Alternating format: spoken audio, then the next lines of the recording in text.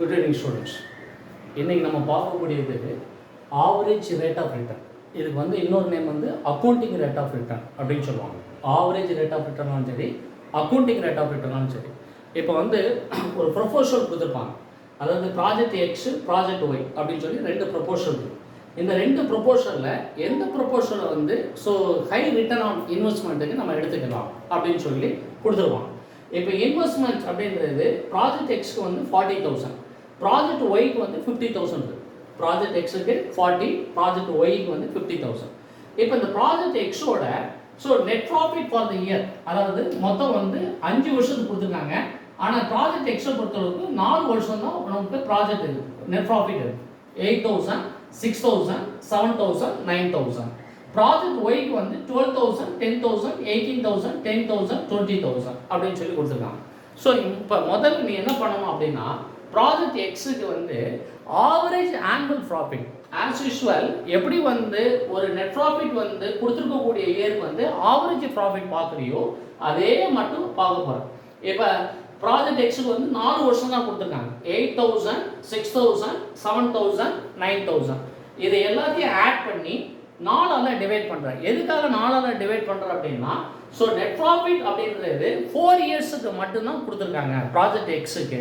அதனால வந்து 4ஆல் டிவைட் பண்ணுறேன். அப்போ ப்ராஜெக்ட் எக்ஸ் அப்படின்னு சொல்லும்போது 30,000 டிவைடட் பை 4, அதாவது இது எல்லாத்தையும் ஆட் பண்ணேன்னா உனக்கு 30,000 அப்படின்னு வரும். ஸோ 4ஆல் டிவைட் பண்ணனா ஆவரேஜ் ஆனுவல் ப்ராஃபிட் வந்து 7,500 அப்படின்ற ஒரு கான்செப்ட் கிடைக்கும்.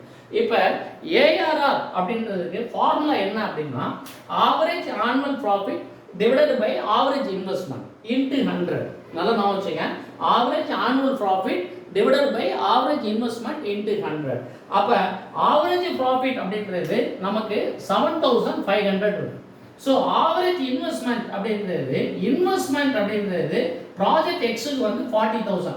அந்த 40,000 என்ன பண்ணுறேன் அப்படின்னா 2ஆல் டிவைட் பண்ணால் உனக்கு ஆவரேஜ் இன்வெஸ்ட்மெண்ட் அப்படின்றது 20,000 கிடைக்கும். நல்லா நான் வச்சுக்க, ஆவரேஜ் ப்ராஃபிட் அப்படின்றது ப்ராஜெக்ட் எக்ஸுக்கு வந்து 7,500 டிவைடட் பை ஆவரேஜ் இன்வெஸ்ட்மெண்ட். அப்போ இன்வெஸ்ட்மெண்ட் அப்படின்றது நமக்கு இங்கே 40,000 இருக்கு. அப்போ இந்த 40,000 ஆவரேஜ் பார்த்தேன் அப்படின்னா 20,000 அப்படின்றது கிடைக்கும்.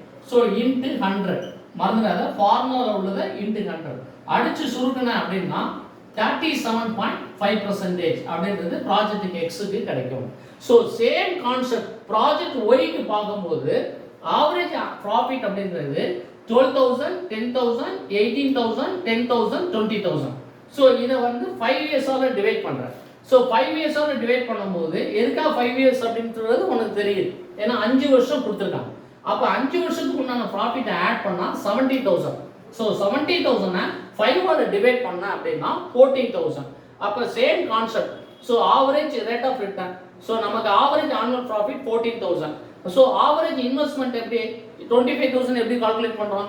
ஸோ இன்வெஸ்ட்மெண்ட் வந்து ப்ராஜெக்ட் ஒய்க்கு வந்து 50,000. ஸோ இந்த 50,000 ஆவரேஜ் பார்த்தா எவ்வளோ வருது? 25,000. So into 100. ஸோ அடிச்சு சொல்றதுனா உனக்கு 56% கிடைக்கும். அப்போ டிசிஷன் அப்படின்றது so return on investment, so project ஒய்க்கு பார்த்தீங்கன்னா 56% இருக்கு, ப்ராஜெக்ட் எக்ஸுக்கு பார்த்தீங்கன்னா 37.5%. அப்போ ரிட்டர்ன் ஆன் இன்வெஸ்ட்மெண்ட் வந்து project Y is the higher than the project X. So that can be consider for the project Y அப்படின்னு சொல்லி நம்மளுடைய கொஸ்டினில் ஆன்சரை நீ முடிக்கணும். ஸோ இன்வெஸ்ட்மெண்ட் வந்து எதுக்கு கன்சிடர் பண்ணுவாங்கன்னா ப்ராஜெக்ட் ஒய்க்கு தான் கன்சிடர் பண்ணுவாங்க. ஏன்னா ஆவரேஜ் ரேட் ஆஃப் ரிட்டர்ன் வந்து 56% அப்படின்றது ஒய்க்கு கிடைக்குது. So accounting rate of return, average rate of return, இது ரெண்டும் வந்து ஒரே கான்செப்ட் தான். ஓகே.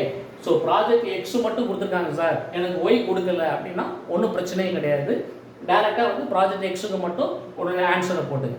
இந்த மாதிரி 2 ப்ராஜெக்ட் கொடுத்துருக்காங்க, 3 ப்ராஜெக்ட் கொடுத்துருக்காங்க அப்படின்னா ஃபஸ்ட்டு வந்து ஆவரேஜ் ஆனுவல் ப்ராஃபிட் வந்து நீ கால்குலேட் பண்ணணும்.